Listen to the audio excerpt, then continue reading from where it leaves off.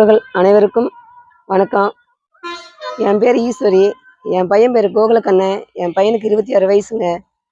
Fire ஆக்சிடெண்ட்டில் நாங்கள் நாமக்கல் இந்த கோயம்புத்தூர் கங்கா ஹாஸ்பிட்டலில் வந்து பெட்டில் வச்சுருந்தோம். 30 லட்ச ரூபா ஆகும்னு சொன்னாங்க. எங்களால் கட்ட முடியல. நாங்கள் உறவுகள்கிட்ட நாங்கள் உதவி கேட்டோம். என் பையனுக்கு எல்லா உறவுகளும் உதவி பண்ணதுக்கு ரொம்ப ரொம்ப நன்றிங்க. உதவும் உறவுகள் அனைவருக்கும் வணக்கங்க. என் பேர் வேல்முருகன். எங்கள் அக்கா ஈஸ்வரி. எங்கள் அக்காவுடைய மகன் கோகுலக்கண்ணன், வயசு 26.